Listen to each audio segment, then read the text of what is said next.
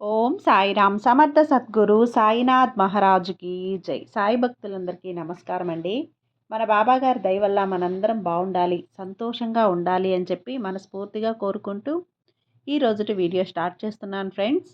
ఇక ఈరోజు వీడియోలో మనం చూడబోయేది ఏంటి అంటే, తల్లి ఇదేనమ్మా నీ రాత, గుండె గుప్పెట్లో పెట్టుకొని మరీ విను. మోసమైతే జరగబోతుంది, ఇది కూడా కేవలం నీ కారణంగానే జరగబోతుంది బిడ్డ. ఈ తప్పు చేస్తే అంతా నష్టమేనమ్మా, వెంటనే తెలుసుకోవాలి, వెంటనే తెలుసుకొని జాగ్రత్త పడాలి తల్లి అని చెప్పి బాబాగారు అయితే మన కోసం ఒక మంచి సందేశాన్ని తీసుకొచ్చేసారండి. ఆ సందేశం ఏంటి, ఆ సందేశం రూపంలో బాబాగారు మనతో ఏం చెప్పబోతున్నారో తెలుసుకునే ముందుగా మన ఛానల్ని కనుక కొత్తగా ఎవరైనా చూస్తూ ఉన్నట్లయితే ప్లీజ్ సబ్స్క్రైబ్ చేసుకోండి ఫ్రెండ్స్. వీడియో నచ్చితే కనుక లైక్ చేయండి, షేర్ చేయండి, కామెంట్ చేయండి, కొంచెం సపోర్ట్ చేయండి. ఇక వీడియోలోకి వెళ్ళబోయే ముందుగా మనకు బాగా తెలిసినటువంటి గురువుగారు, మనకు తెలిసిన గురువుగారండి, షిరిడి సాయిబాబా ఆశీస్సులతో జ్యోతిష్యం చెప్తున్నారు గురూజీ సుబ్రహ్మణ్యం రాజు గారు, నెంబర్ 1 వశీకరణ స్పెషలిస్ట్. వీరి మొబైల్ నెంబర్ 9908224144. ఎలాంటి ప్రాబ్లం ఉన్నా సరే కేవలం ఫోన్ ద్వారా పూజలు చేసి పరిష్కరించేస్తారు. నేరుగా వెళ్లాల్సిన పని లేదు, పర్సనల్గా మీట్ అవ్వాల్సిన అవసరం కూడా లేదు. ఉన్న చోటనే కదలకుండా, మూడో కంటికి తెలియకుండా మీ మొండి సమస్యలను సైతం మీరు పరిష్కరించుకోవచ్చు. ప్రేమ, పెళ్లి, ఉద్యోగం, రాజకీయం, విదేశీ ప్రయాణం, ధనం నిలకడగా లేకపోవటం, భార్యాభర్తల మధ్య గొడవలు, ఆస్తి తగాదాలు, అప్పుల బాధలు, స్త్రీలు పురుషులు ఎటువంటి గుప్త సమస్యలున్నా సరే నెంబర్ 1 వశీకరణ స్పెషలిస్ట్. మీ మీద, మీ ఇంటి మీద చెడు ప్రయోగం జరిగినా, చేసి ఉన్నా కూడా నరదృష్టి, నరగోష్ట, సంతాన సమస్యలు, భార్యాభర్తల మధ్య, లవర్స్ మధ్య అనుమానాలున్నా, అపార్థాలున్నా, థర్డ్ పర్సన్ ఉన్నా సరే, అత్తాకోడళ్ళ మధ్య సఖ్యత లేకపోయినా ప్రతి ఒక్క ప్రాబ్లంకి చక్కటి సొల్యూషన్ ఇస్తున్నారండి. మీ వివరాలన్నీ కూడా సేఫ్ అండ్ సెక్యూర్గా ఉంచుతారు. మీకే కాదు, దేశ విదేశాల్లో ఉన్నవారు ఎలాంటి ప్రాబ్లమ్స్నైనా సరే పరిష్కరించుకుంటున్నారు. ఎంతోమంది విదేశాల్లో ఉన్నటువంటి వారు, దిక్కుతోచని పరిస్థితుల్లో, అయోమయ స్థితిలో ఉన్నవారు ఇప్పుడు గురువుగారికి కాల్ చేసి వాళ్ళ ప్రాబ్లమ్స్ని సాల్వ్ చేసుకొని ఈరోజు హ్యాపీగా లైఫ్ లీడ్ చేస్తూ చాలా సంతోషంగా ఉన్నారు. కాబట్టే స్క్రీన్ మీద ఉన్నటువంటి నెంబర్కి ఒకసారి కాల్ చేయండి. మీ ప్రాబ్లంని గురువుగారితో పంచుకోండి. ఖచ్చితంగా గురువుగారు మీ ప్రాబ్లంకి సొల్యూషన్ చూపిస్తారు. వీడియోలోకి వచ్చేస్తే, తల్లి ఇదేనమ్మా నీ రాత అని చెప్పి నేను ఎందుకు చెప్తున్నాను అంటే, ఈరోజు నీ నుదుటిన రాసిన రాత గురించి నేను మాట్లాడబోతున్నాను కాబట్టి. నీ రాత ఏ విధంగా ఉండబోతుంది, ఏ మార్పులు చేసుకుంటే అదృష్టపు గీత అనేది నీ చేతుల్లో పెరుగుతుంది, ఇదంతా కూడా నువ్వు తెలుసుకోవాలి అంటే నేను చెప్పే ఈ మాటల్ని, ఈ సందేశాన్ని జాగ్రత్తగా వినే ప్రయత్నం చేయి. లేకపోతే చాలా చాలా నష్టపోతావు. ఇది కూడా నీ కారణంగానే జరుగుతుంది, అంతా కూడా నష్టం జరుగుతుంది. దయచేసి ఈ తప్పు మాత్రం అస్సలు చేయకమ్మా. దీని గురించి మాట్లాడుతున్నాను, ఎలా మాట్లాడుతున్నాను, ఏం మాట్లాడుతున్నానో ఏమీ తెలియటం లేదు కదా. అయితే ఇప్పుడు నేను చెప్పే ఈ సందేశంలో ఉండే అర్థం, పరమార్థం నువ్వు గ్రహించాలి అంటే నేను చెప్పే ఈ చిన్న కథని శ్రద్ధగా విను. ఒక్కసారి కళ్ళు మూసుకొని జాగ్రత్తగా నా సందేశం మీదనే దృష్టిని ఉంచు. అనగనగా ఒక ఊరిలో ఒక ధనవంతుడు ఉన్నాడు. ఆయన చాలా సంపాదించాడు. ప్రతిరోజు కష్టపడుతూ ఆ వచ్చిన సొమ్ముని చూసుకుంటూ సంతోషపడుతూ ఉండేవాడు. ఆ సంతోషం అనేది అతనికి కొన్ని క్షణాలు మాత్రమే ఉంటుంది. ఎందుకంటే మిగతా సమయం అంతా కూడా బాధతో నిండిపోయి ఉంటుంది. ఎందుకప్పా అని ఆలోచిస్తే అతను సంతోషంగా ఉండేది దేనికి, అతనికి లాభాలు వస్తున్నాయి అని చెప్పి, వ్యాపారాలు బాగా సాగుతున్నాయి అని చెప్పి, అతను కూడా అతని ఊరిలో ఒక ధనవంతుడు అని చెప్పి. కానీ అతనికంటే ధనవంతులను చూసినప్పుడల్లా, అతనికంటే ₹1 ఎక్కువ వచ్చే వ్యాపారస్తుల్ని చూసినప్పుడల్లా, అతనికంటే కొంచెం మంచిగా బిజినెస్ చేసుకునే వాళ్ళని చూసినప్పుడల్లా ఎక్కడలేని ఈర్ష్య అనేది ఆ ధనవంతుడికి వచ్చేస్తుంది. కాబట్టి ఎదుటివారు నాకంటే బాగుపడకూడదు, నాకంటే ఎదగకూడదు అని చెప్పి ఎప్పుడు కూడా మనసులో ఒక బండ మోస్తూ ఉన్నట్లుగా అదే ఆలోచిస్తూ ఈర్ష్యతో, అసూయతో రగిలిపోతూ ఉంటాడు ఆ ధనవంతుడు. ఎంత సంపాదించినా ఒకరోజు చావు తప్పదు అని అంటారు కదా. అలాగే అతనికి చావు గడియ అయితే వచ్చేసింది. పైన యమలోకం నుంచి యమధర్మరాజు ఒక రాత్రి పూట అతని దగ్గరకు వస్తాడు. అలా వచ్చిన యమధర్మరాజుని డైరెక్ట్గా చూస్తే ఏ మనిషికైనా భయం వేస్తుంది కదా.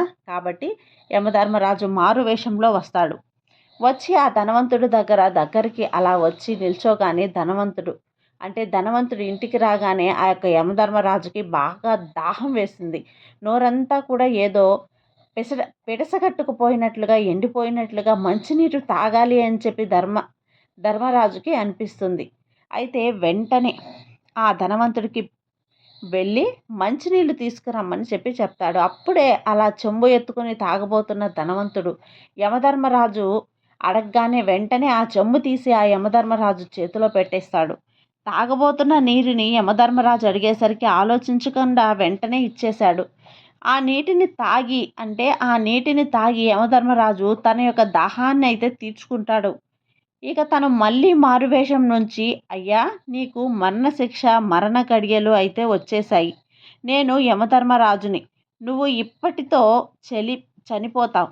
నువ్వు నాకు దాహాన్ని తీర్చావు కాబట్టి నువ్వు ఎంత సంపాదించి ధనవంతుడివైనా కానీ ఎన్నో రోజులు మోసం చేసి నువ్వు ఈ ధనాన్ని సంపాదించావు అని చెప్పి నాకు బాగా తెలుసు. కానీ నువ్వు ఇప్పుడు ఒక మంచి పని చేశావు. అదేంటి అంటే నా దాహాన్ని తీర్చావు. కాబట్టి నేను నీకు కృతజ్ఞతగా ఒక 5 నిమిషాల సమయాన్ని, ఈ సృష్టికి విరుద్ధంగా అయినప్పటికీ కూడా ఒక 5 నిమిషాల సమయాన్ని యొక్క బాధ్యతగా, అంటే నువ్వు నాకు నీళ్ళు ఇచ్చినందుకు గాను కృతజ్ఞతగా బాధ్యత నెరవేర్చుకోవడానికి, నీ రుణం తీర్చుకోవడానికి ఒక 5 నిమిషాల సమయాన్ని నేను ఇస్తున్నాను. నీ యొక్క పుస్తకం తీసుకో. ఆ పుస్తకంలో నువ్వు ఏదైతే రాస్తావో అదే నీ జీవితంలో జరుగుతుంది.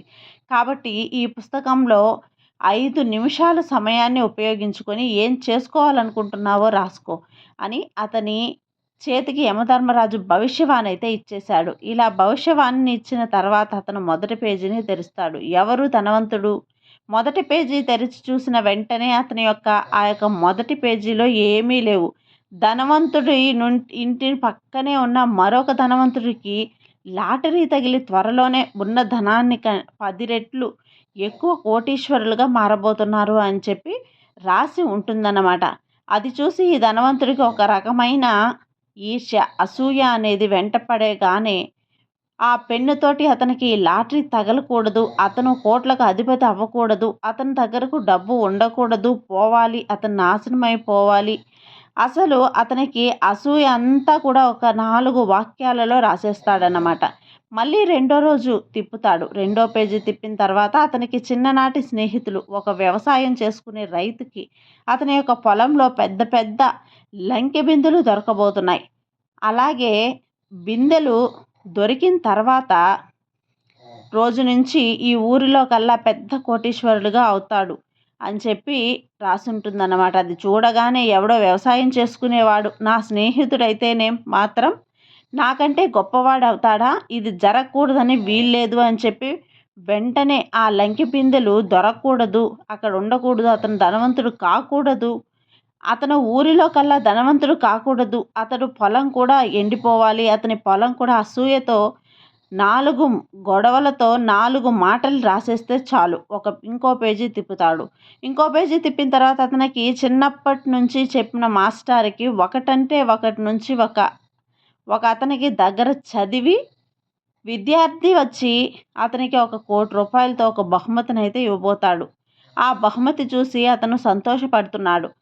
అయ్యో యమధర్మరాజా, నేను నా గురించి ఏమీ రాసుకోలేదు అంటే దానికి నన్నేం చేయమంటావు? నువ్వు రాసుకునే కదా నేను నీకు భవిష్యవాణి ఇచ్చాను. మరి నువ్వు భవిష్యవాణిలో నాకు కొంచెం 100 ఏళ్ల ఆయుష్ కావాలి, నాకు మరణగండం పోవాలి, నేను సంతోషంగా ఆనందంగా బ్రతకాలి అని చెప్పి నువ్వేం చేశావు?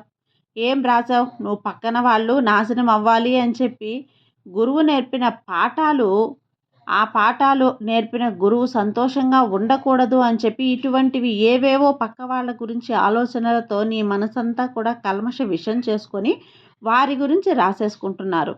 మరి దానికి నేను బాధ్యుని కాదు కదా. నీ యొక్క సమయం మునిగిపోయింది. నీకు ఇచ్చిన అవకాశాన్ని కూడా నువ్వు చేతులారా కూడా వృధా చేసుకుంటున్నావు. నేను చేయగలిగింది ఏమీ లేదు. యమలోకానికి వెళ్ళి ఆ ధనవంతుడి యొక్క ప్రాణాలను యమపాశం వెలిసి లాక్కొని మరి అయితే ఇక్కడి నుంచి అయితే తీసుకొని వచ్చేద్దాం. ఇక్కడితో కథ అయితే ముగుస్తుంది. ఈ కథ ద్వారా బాబాగారు చెప్పాలనుకుంటుంది ఏంటి అంటే, ఈ యొక్క ప్రపంచంలో అందరూ కూడా బావుండాలి, అందరూ బావుండాలి, సంతోషంగా ఉండాలి, అందులో నేను కూడా ఉండాలి అని చెప్పి నిస్వార్థంగా ఉండేవారు చాలామంది ఉంటారు. అలా నిస్వార్థంగా ఉండేవారిలో నువ్వు కూడా ఒకదానివే. అందుకే నా భక్తుడిగా నువ్వు నియమించబడ్డావు. అయితే అప్పుడప్పుడు నీ ఆలోచనలు, నీ స్వార్థం కోసం కాకపోయినా కానీ నీ మనసనేది ఎక్కువగా ఆలోచనలతో నిండిపోతూ ఉంటుంది.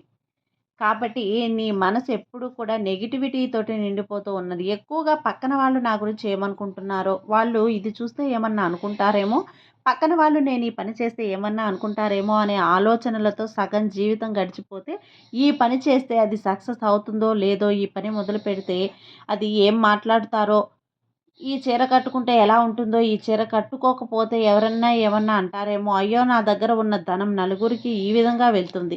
ఇలా నా గురించి చెడ్డగా చెప్పుకుంటున్నారేమో, నాకేదన్నా దృష్టి తగులుతుందేమో, ఇలా రకరకాలుగా చెప్పుకుంటూ పోతే ఒకటి కాదు, రెండు కాదు రకరకాల ఆలోచనలు. ఈ ఆలోచనలతో నీ కోసం, జీవితం కోసం, నీ ఆరోగ్యం కోసం నువ్వు పడే ఆలోచన ఎక్కడ ఉంది చెప్పు బిడ్డ? నువ్వు ఏం చేయబోతున్నావు అంటే గనక నిన్ను నువ్వు మోసం చేసుకుంటూ ఉంటున్నావు. ఈ ఉన్న చిన్న జీవితం మీద బుడగలాంటి జీవితం ఒప్పుకున్నా, ఒప్పుకోకపోయినా భూమి మీదకి వచ్చిన ప్రతి జీవి ఏదో ఒక రోజు మరణించక తప్పదు. ఉన్న ఈ చిన్న జీవితంలో ఏవేవో ఆలోచనలు, ఎన్నో సందేహాలు, ఎన్నో మనస్పర్ధలు, ఎదుటివారితో గొడవలు, ఈర్ష్యలు, అసూయలు, కుట్రలు, కుతంత్రాలు వీటన్నింటితో ఈ చిన్న జీవితాన్ని నువ్వు మోసుకుంటూ వృధా చేసుకుంటే ఎలా చెప్పు? దానికి మరి కారణం నీ ఆలోచనలే అయినప్పుడు, నీ జీవితం నష్టపోవడానికి కారణం కూడా నువ్వే. అవును కదా! అందుకే నేను తప్పు చెబుతున్నాను. అంతా నాకు ఆ విధంగానే జరిగింది. ఇష్టం వచ్చినట్లు జరుగుతుంది. తెలుసుకొని తీరాలి. ఇప్పటికైనా కానీ తెలుసుకొని తీరాలి. తెలుసుకొని నీ జీవితంలో సంతోషాల్ని ఆహ్వానించు. నువ్వు ఆనందంగా ఉండటం, అలాగే విచారంగా ఉండటం ఏదైనా కానీ కేవలం నీ చేతుల్లో మాత్రమే ఉంటుంది. కాబట్టి నీ జీవితాన్ని సంతోషంగా మార్చుకుంటావో, బాధలతోటి, ఆలోచనలతోటి, అసూయతోటి, ఈర్ష్యలతోటి నింపేసుకుంటావో, ఇది మొత్తం కూడా నీ మీదనే బరువు. బాధ్యతను నీ మీద వదిలేసానమ్మా. ధైర్యాన్నయితే బాబా మీద నమ్మండి. మీకంతా మంచే జరుగుతుంది. నీ సాయి నీకు తోడుండగా నీకు భయమెందుకు చెప్పు. సర్వే జనా సుఖినో భవంతు. జై సాయిరాం.